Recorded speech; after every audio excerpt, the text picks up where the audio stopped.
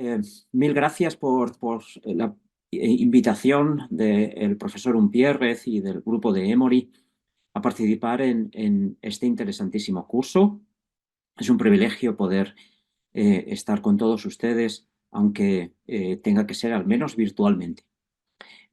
Los coordinadores de este curso me han pedido eh, hacer una presentación en torno a qué papel tiene el control glucémico en la enfermedad cardiovascular y en la insuficiencia cardíaca. Ya les adelanto que en los próximos minutos voy a intentar darles una visión, probablemente desde mi posición. Yo soy endocrinólogo clínico e investigador clínico en el Hospital General de Segovia y coordinador de diabetes para la Sociedad Española de Endocrinología y Nutrición. Y lógicamente mi visión es desde la endocrinología, desde la de un diabetólogo clínico. Y por supuesto también se trata de una visión personal, por lo que probablemente necesita que cada uno de ustedes la adapte a su realidad y a sus propios datos y opiniones. Voy a intentar hacerlo a lo largo de este esquema. En primer lugar, volver a actualizar el papel que tiene el control glucémico en la enfermedad cardiovascular, y en concreto el título me parece muy apropiado porque, como verán, probablemente el papel es distinto en la enfermedad cardiovascular arteriosclerótica y es distinto en la insuficiencia cardíaca. Y diferenciaremos los datos existentes epidemiológicos y fisiopatológicos del control glucémico en ambas entidades clínicas. También me gustaría darles nuestra opinión sobre cuáles son los objetivos de control glucémico actualizados a este año 2024 para reducir la enfermedad cardiovascular, basándonos en la evidencia científica disponible. En ese sentido, también haremos alguna alusión a cuál, insisto, es nuestra visión como endocrinólogos, a diferencia de propuestas recientes desde otras especialidades como la cardiología o la nefrología. En tercer lugar, revisaremos brevemente cuál es el impacto de los agentes modificadores de la enfermedad, es decir, dentro del tratamiento farmacológico, cuál de los agentes ha demostrado realmente beneficios, y además sabemos que obtiene beneficios cardiovasculares tanto en arteriosclerosis como en insuficiencia cardíaca, gracias fundamentalmente a su capacidad de influir positivamente en la historia natural de la diabetes, cambiando no solo el control glucémico, por cierto, sino otras entidades asociadas al síndrome diabético, como es la obesidad. Y alguna consideración de futuro para terminar, o un resumen general de cómo encajar todas las terapias actuales, insisto, con un foco puesto en reducir la enfermedad cardiovascular. Voy a utilizar, tanto para el apartado de introducción de la arteriosclerosis como el de la insuficiencia cardíaca, datos recientes del llamado Biobanco de Reino Unido. Es un proyecto interesantísimo que desde hace unos años recoge muestras sanguíneas y datos clínicos de una amplísima, como pueden ver, población europea, en este caso del Reino Unido. En este artículo reciente nos indica cómo es la incidencia de enfermedad cardiovascular arteriosclerótica en la población, dependiendo de su nivel de hemoglobina glicada media. Como saben, la hemoglobina glicada es el parámetro de laboratorio más robusto utilizado actualmente hasta ahora para medir el grado de control glucémico en los meses previos. Y como pueden ver, y lo que es realmente importante es que, en primer lugar, existe una clara relación entre la incidencia de esos eventos cardiovasculares arterioscleróticos y el grado de control glucémico, el nivel de hemoglobina glicada. Y como ven, cada una de esas líneas es diferente para esa incidencia, pero les he señalado y subrayado cómo esa relación empieza desde niveles prácticamente considerados normales de hemoglobina glicada. De hecho, el último estrato, el más alto de todos, empieza a partir de lo que se ha considerado un objetivo general para el control de la diabetes de 7%. Pero por debajo de ese 7%, incluso por debajo de ese 6,5% que muchas guías siguen considerando un tratamiento intensivo, hay una clara relación directa entre el grado de control glucémico y la incidencia de enfermedad cardiovascular. No quiero aburrirles, pero sí actualizar y recordarles cuál es además la relación fisiopatológica entre la hiperglucemia y el desarrollo de enfermedad arteriosclerótica. Saben que el mecanismo clásico de esa relación, y aquí tienen este gráfico de la célula endotelial, era la producción de AGEs, de productos finales de glicación avanzada. Estos productos químicos se producen de forma, digamos, automática por unión no enzimática de la glucosa a esas proteínas, tanto plasmáticas como intracelulares, en el caso de la célula endotelial. Y recientemente se sabe que no es algo tan inerte, digamos, o tan puramente químico como podría entenderse en el pasado, sino que tiene mucho que ver el papel que tiene los RAGes, los receptores de esos productos de ligación avanzada. La expresión de esos RAGes, de esos receptores, varía dependiendo de circunstancias personales y varía claramente en la población con diabetes y en concreto está muy modificada por la presencia de inflamación. Y aquí es donde entra otro de los elementos que considero fundamentales a tener en cuenta y es que la aterosclerosis tiene una génesis directa por esos productos de glicación avanzada, pero está muy modificada por la inflamación, que a su vez está claramente relacionada con la insulinoresistencia.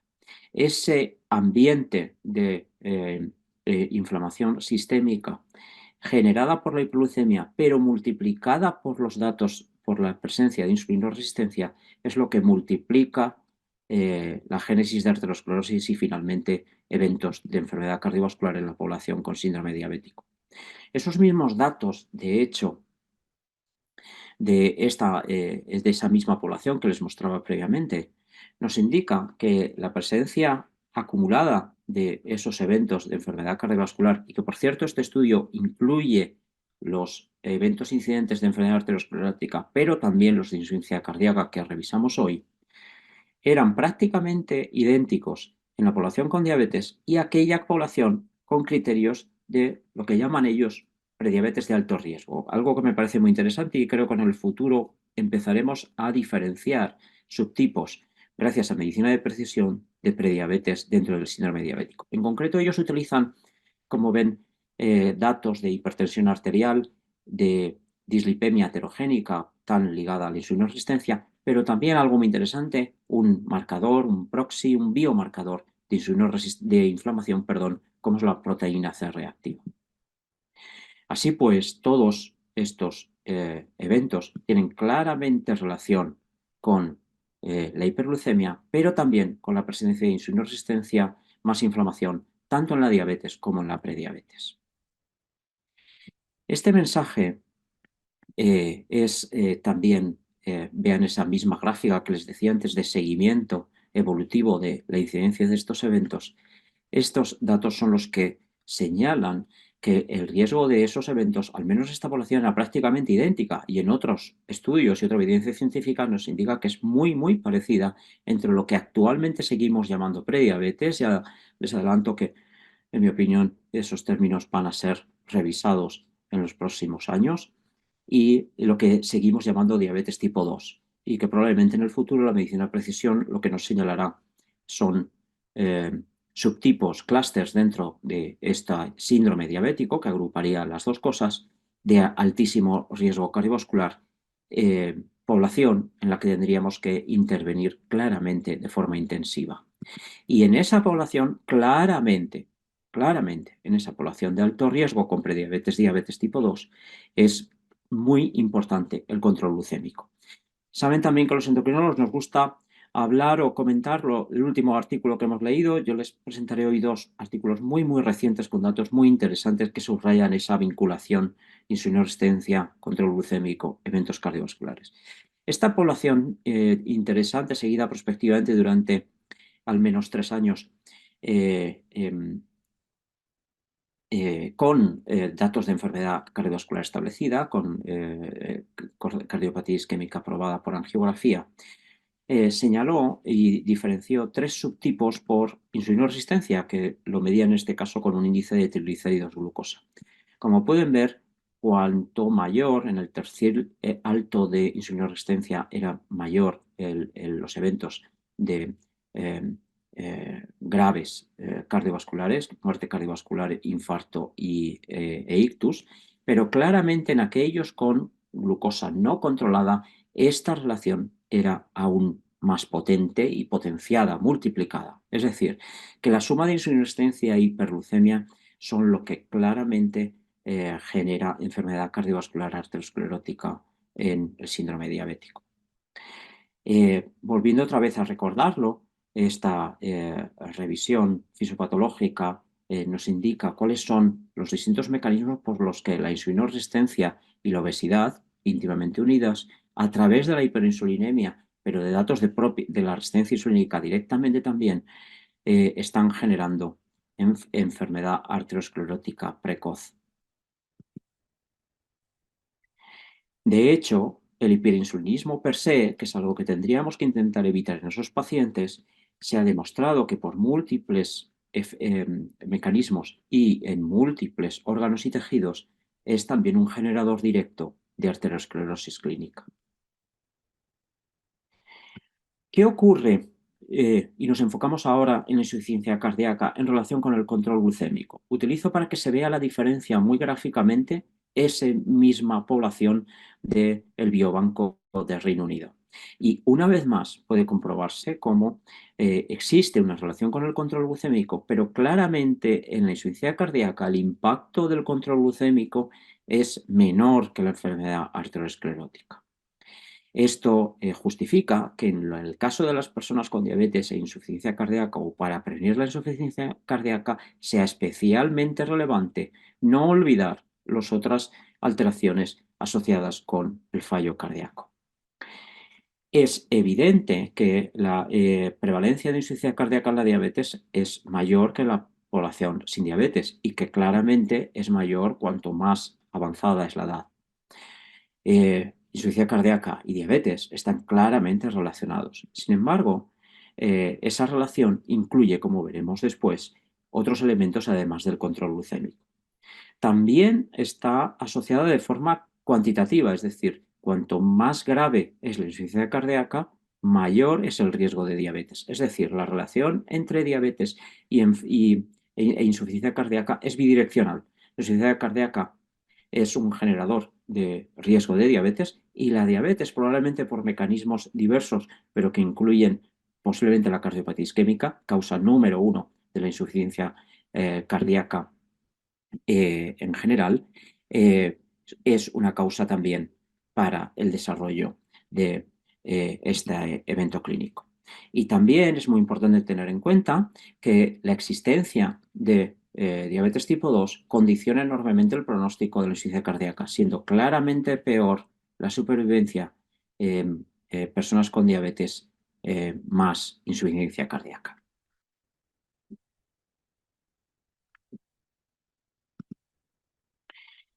Esta asociación, igual que hemos visto en la arteriosclerosis, está presente ya en lo que, insisto, hoy llamamos prediabetes. En estos datos del estudio Paradigm de insuficiencia cardíaca pueden ver cómo la muerte cardiovascular o la hospitalización por insuficiencia cardíaca era claramente más elevada en personas con diabetes y en la que siempre se asocia con peor pronóstico, que es la diabetes no conocida o no diagnosticada. Pero la prediabetes también incrementaba ese riesgo de muerte cardiovascular, hospitalización por insuficiencia cardíaca sobre aquellos con hemoglobina glicada normal. Este es el segundo estudio muy reciente, publicado hace aproximadamente días, que quiero traerles en este apartado de la base epidemiológica del control glucémico, en este caso con la insuficiencia cardíaca.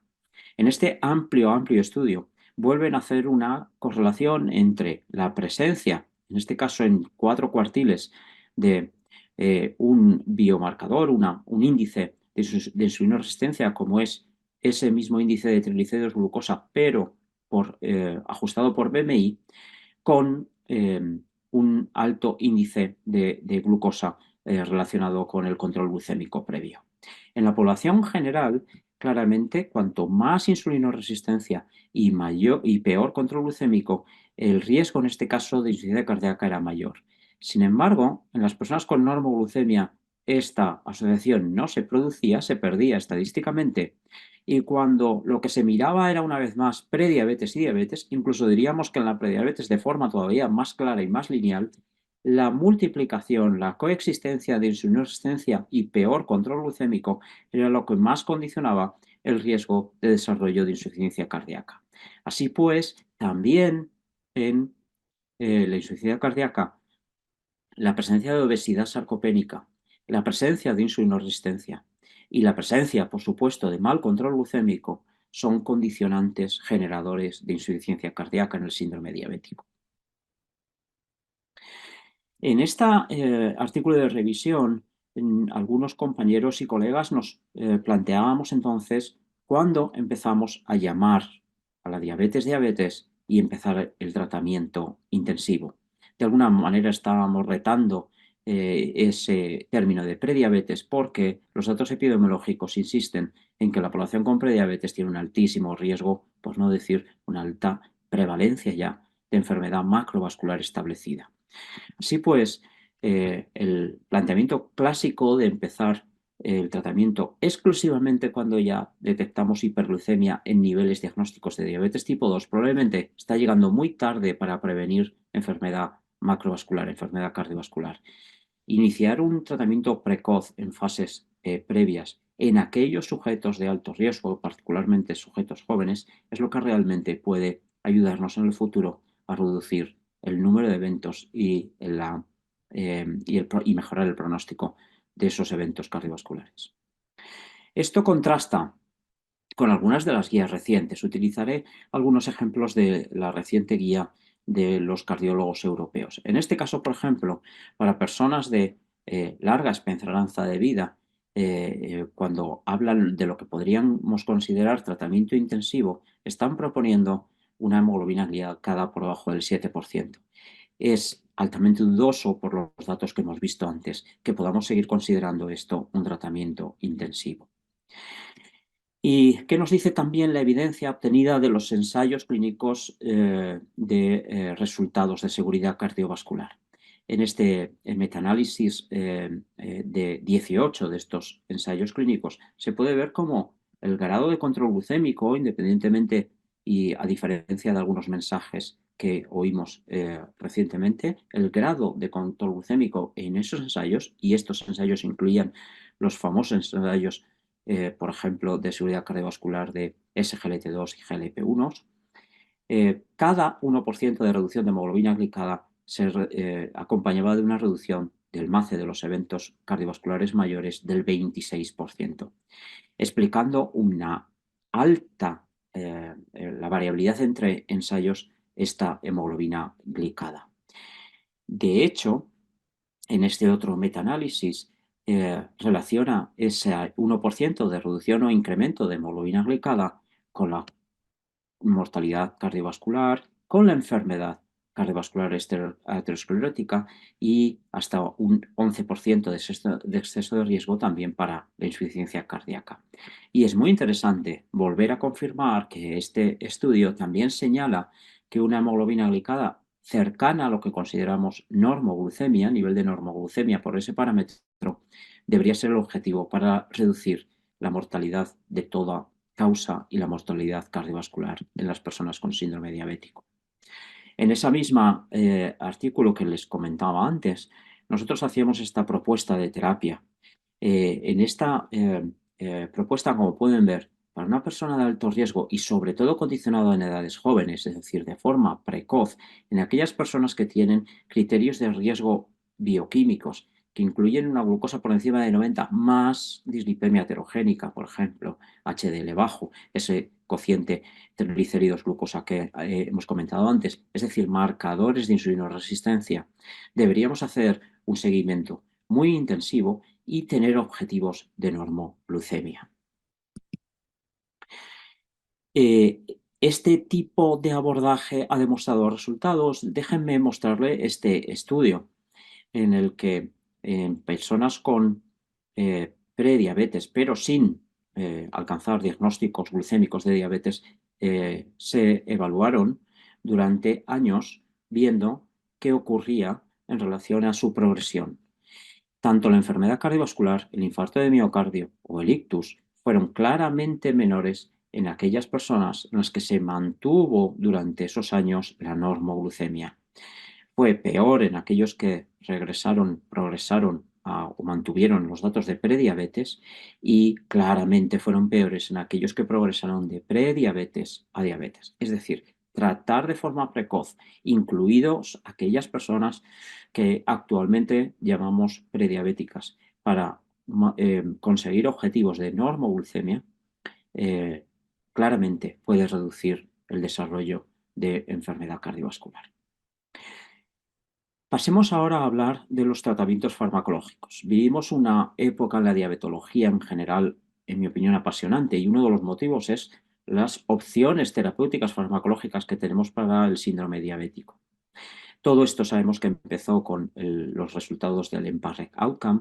Todo esto en realidad empezó en 2008 cuando la Asociación Americana de Diabetes pidió, exigió, propuso que todos los nuevos fármacos para la diabetes deberían tener un estudio de seguridad cardiovascular.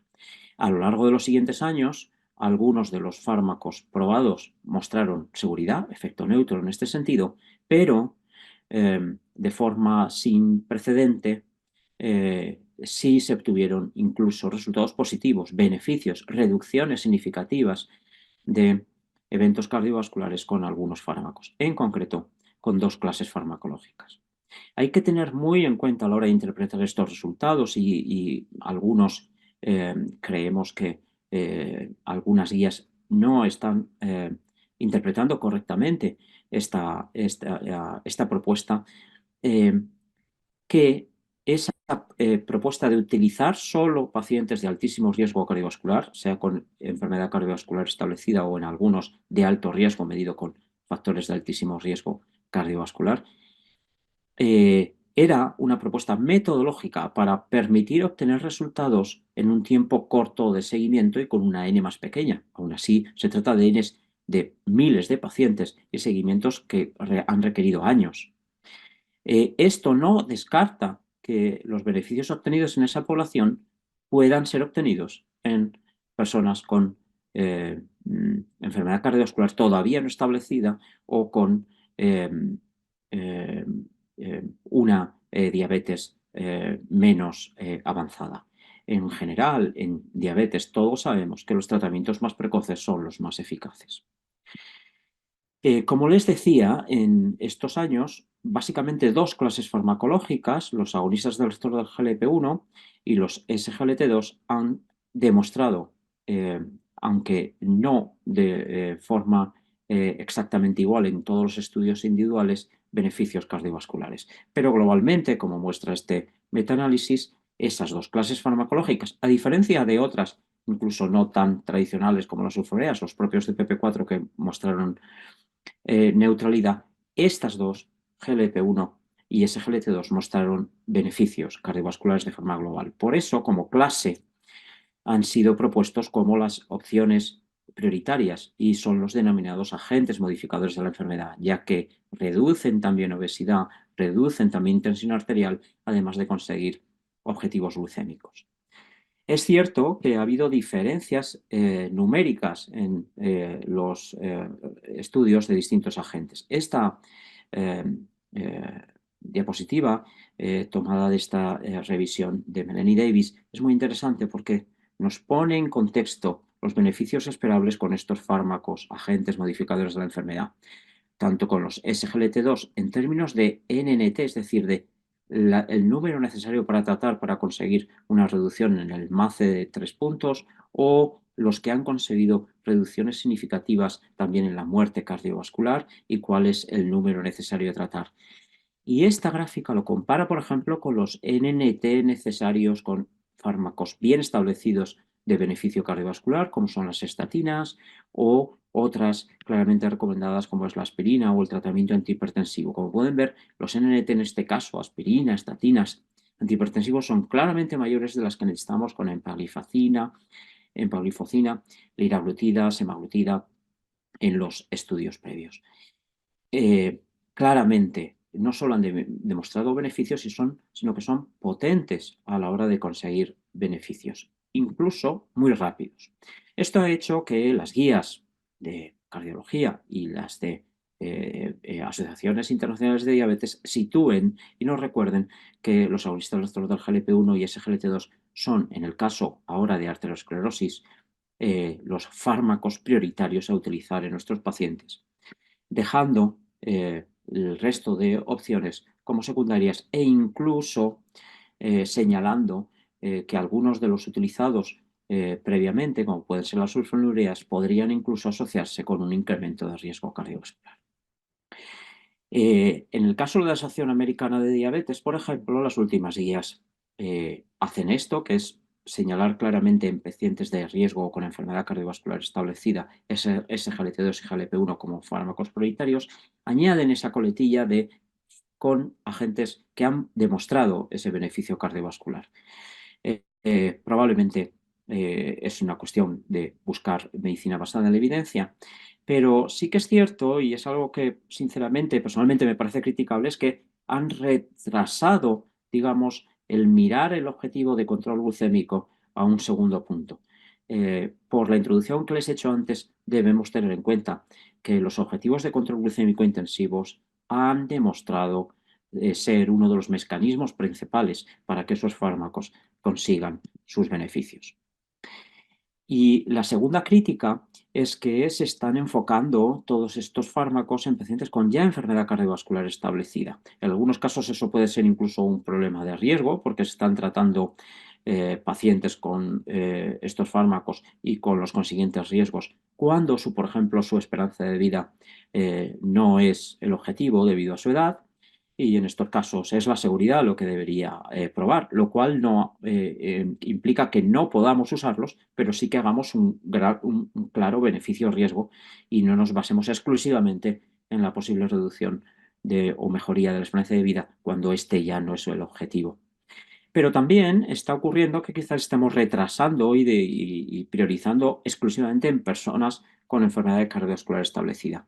En esta interesante figura se puede ver cómo es cierto que en esa población de enfermedad cardiovascular establecida el beneficio globalmente es demostrado, estadísticamente significativo, aunque no es homogéneo, por cierto, en todos los estudios, pero también en estudios como el CRIDES con canagliflozina, que en personas sin enfermedad cardiovascular establecida también consiguieron beneficios cardiovasculares. Y los datos en vida real, les pongo aquí un listado, no es necesario fijarse en todos los detalles, pero es para que vean cómo, tanto para eventos de insuficiencia cardíaca como para mortalidad asociada a la diabetes, los SGLT2 de forma además generalizada, como clase, han demostrado beneficios en una población amplia, no solo en pacientes con enfermedad cardiovascular establecida. En relación con la insuficiencia cardíaca y el tratamiento antidiabético, hay que tener en cuenta que posiblemente sean muy interesantes los efectos miocárdicos directos. Y aquí, como pueden ver, uno de los más importantes tiene que ver con los efectos glucémicos de los fármacos utilizados, y en concreto de los principales en esta población o para prevenir este evento, que son los SGLT2, pero también son muy importantes los eventos relacionados con volumen. El problema es que cuando se propone casi en exclusiva el uso de SGLT2 en relación con la prevención de insuficiencia cardíaca o detención de su progresión, se olvida que esos efectos vasculares o de reducción de volumen intravascular son mediados precisamente por la poliuria osmótica, por la natriuresis generada por la hiperglucemia y por tanto también dependen, digamos, del control glucémico. Es cierto, y aquí me interesa traerles este estudio que es muy interesante, que los SGLT2 han mostrado beneficios en insuficiencia cardíaca superiores a los que habían demostrado, por ejemplo, otros diuréticos en el pasado. En este estudio se muestra, y es muy interesante y quería comentárselo, cómo los inhibidores de SGLT2 pueden ser más potentes, retirando agua libre de electrolitos y de alguna manera reduciendo más el agua libre en el líquido, en el fluido intersticial, lo cual se asocia a que la congestión de la insuficiencia cardíaca en tejidos periféricos es mayor con ese GLT2 de la que se consigue con la terapia depletiva habitual con diuréticos. Y probablemente esto explica que afecte menos al volumen sanguíneo, a la perfusión, por ejemplo, cardíaca, y por tanto reduce los síntomas de congestión sin implicar problemas de isquemia añadida por disminución de perfusión orgánica. Estos resultados tan potentes en población con diabetes hizo que se hicieran estudios en personas con insuficiencia cardíaca supuestamente o con poblaciones a las que se consideraba no diabética, que han mostrado resultados fantásticos y por eso se utilizan para nefroprotección y para reducción de insuficiencia cardíaca, ya digo, independientemente de su situación glucémica. Pero hay que tener en cuenta que aunque se reclaman efectos directos de osmosis diurética y de natriuresis, casi todo, hoy por hoy, la evidencia científica indica que la glucosuria está muy implicada en ese efecto. Y también tener en cuenta a qué llamamos una vez más diabetes. Solamente les traigo aquí un análisis de la población incluida en uno de esos estudios, el DAPA-HF, para insuficiencia cardíaca. En los sujetos que se consideraban en ese estudio no diabéticos, eran previamente al estudio más de un 50% con una hemoglobina glicada por encima de lo normal, que podríamos considerar ya prediabéticos, y durante el estudio terminaban teniendo, pese a un tratamiento que es hipoglucemiante también o antihiperglucemiante como el SGLT2, una hemoglobina glicada en más de la mitad de 5,7 y una cuarta parte por encima del 6%. Esto claramente indica que en esa población supuestamente sin diabetes había un gran porcentaje de personas con prediabetes y que el grado de control glucémico influye en los resultados de estos fármacos, tanto para nefroprotección como para prevención de insuficiencia cardíaca. Existe, y es una consideración para el futuro importante, una ausencia de evidencia todavía en lo que se refiere al impacto del GLP-1, de los GLP-1 en insuficiencia cardíaca. Existen algunos elementos que podrían avisarnos de un posible riesgo, como puede ser que los efectos gastrointestinales adversos al inicio de esta terapia pudieran agravar y deben tenerlo en cuenta por deshidratación en el caso de los vómitos, en una persona con insuficiencia cardíaca. Y en lo que se refiere a la prevención, sin embargo, casi todos los efectos deberían ser positivos. Sin embargo, insisto, no existen datos concluyentes y estudios realizados específicamente en población con diabetes del efecto positivo de los agonistas receptores del GLP-1 en la prevención de la insuficiencia cardíaca. Esperaremos los resultados. Sí hay estudios en obesidad que incluyen población con prediabetes que han mostrado resultados interesantes. Una última nota en relación con otros dos fármacos a tener en cuenta e intentar evaluar su seguridad en esa población. La metformina, muchas de las propuestas de guías clínicas de cardiología lo incluyen entre los fármacos de segunda acción en población con obesidad cardíaca.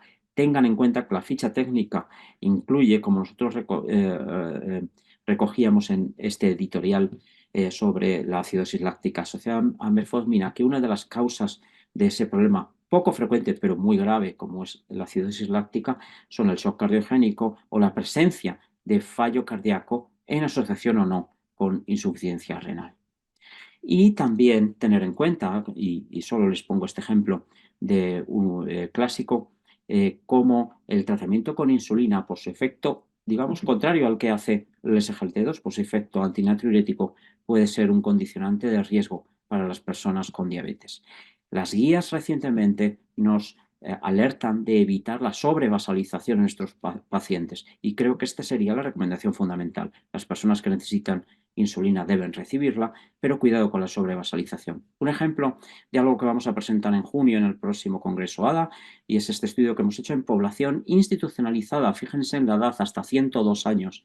Fíjense que estos pacientes institucionalizados tratados con insulina y que en este estudio que hicimos con monitorización continua de glucosa y con recogiendo las dosis de insulina con un capuchón de insulina, pudimos comprobar cómo estaban claramente de forma general sobrevasalizados, con una hemoglobina glicada de partida 6,9, que para esa población con esa comorbilidad es claramente demasiado baja, y como pueden ver en sus AGPs, inicialmente tenían estaban claramente en situación de sobrevasalización. El impacto que tuvo nuestro programa ahí fue reducir claramente, aplanar mucho más esa noche, reducir las dosis de insulina basal y reducir de esa manera los eventos de hipoglucemia. Fíjense en un ejemplo de ellos, una persona con 87 años manteniendo con insulinas clásicas una hemoglobina glicada claramente baja, y entre sus comorbilidades la presencia ya de insuficiencia cardíaca congestiva, un claro ejemplo de sobrevasalización. La Asociación Americana de Diabetes nos indica qué elementos nos detectan la sobrevasalización, pero sobre todo nos señala que en esos casos hay que recurrir a tratamientos prandiales, a tratamientos adicionales, entre los que tener muy en cuenta SGLT2 y GLP-1. En resumen, y para terminar, el control glucémico es fundamental para reducir la progresión de la enfermedad cardiovascular, y para ello deben utilizarse las terapias y mejorar el control glucémico de forma precoz, y teniendo en cuenta el efecto multiplicador que tiene la insulinoresistencia asociada fundamentalmente a la obesidad en estos pacientes. Los objetivos glucémicos para reducir la enfermedad cardiovascular deben ser intensivos, que en población joven de alto riesgo son de normoglucemia, cuando, insisto, son en fases iniciales del síndrome diabético. Debemos priorizar, desde luego, los agentes modificadores de la enfermedad, teniendo en cuenta, eso sí, las cuestiones de seguridad en su uso, y que incluyen claramente los niveles de SGLT2 y GLP-1 en el caso de la enfermedad cardiovascular y los SGLT2 en insuficiencia cardíaca, y recordar cuál es la forma segura de utilizar metformina e insulina, sobre todo en los casos de personas con diabetes e insuficiencia cardíaca. Muchísimas gracias por su atención.